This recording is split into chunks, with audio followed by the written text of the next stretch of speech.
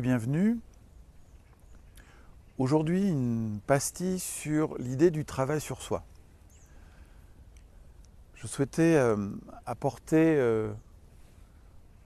un éclairage ou mon opinion sur la notion du travail sur soi parce que régulièrement je croise des personnes qui me disent travailler sur elles et ce qu'elles me partagent de leur démarche, pour moi, ne correspond pas à un travail sur soi.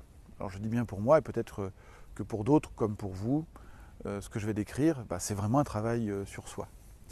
Et je voulais aussi clarifier ces notions-là parce que d'une certaine manière, au travers des livres que j'ai pu écrire ou des vidéos que j'ai pu tourner, je contribue peut-être à nourrir ce qui est pour moi une illusion. Il m'est arrivé à plusieurs reprises dans des accompagnements ou des formations d'avoir quelqu'un qui me partage qu'elle a déjà travaillé sur elle et quand je lui demande concrètement qu'est-ce qu'elle a pu faire, elle me dit j'ai regardé des vidéos sur internet ou je suis allé à des conférences ou j'ai lu des livres qui parlent de tel ou tel aspect de la relation. Pour moi, cette partie-là n'est pas réellement du travail sur soi. Pour quelle raison? Parce que quand je vais à une conférence, quand je lis un livre, je ne suis jamais confronté. C'est-à-dire que s'il y a un angle mort, quelque chose que je ne veux pas voir, je vais pouvoir continuer à le voir et me dire que je suis en train de cheminer, de travailler sur moi, alors qu'en fait je ne mets pas mon énergie, je ne mets pas de l'attention, de l'éclairage, de la lumière sur l'aspect qui serait probablement à observer de plus près.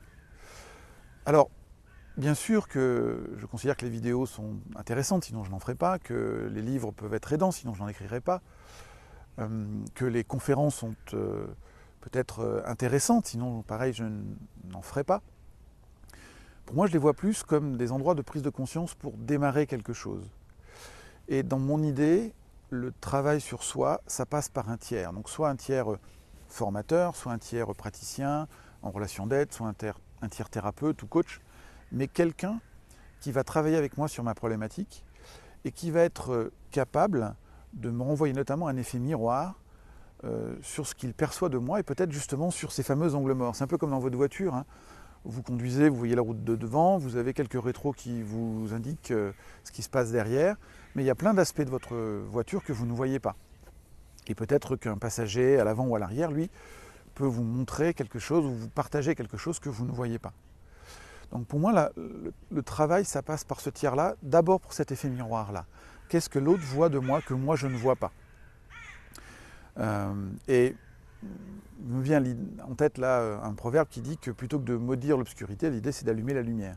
Donc pour moi, ce tiers va contribuer à ça.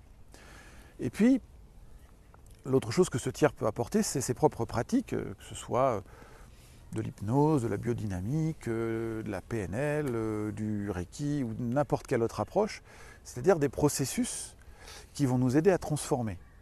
Or, en conférence, dans les livres ou dans les vidéos, au mieux, la personne peut vous décrire un processus, mais elle ne peut pas vous permettre de le vivre. Voilà, donc je vous souhaite de continuer à regarder des vidéos, à aller à des conférences et à lire des livres, et commencer à envisager éventuellement l'idée d'aller voir une tierce personne. Belle vie à vous, à très bientôt. Au revoir.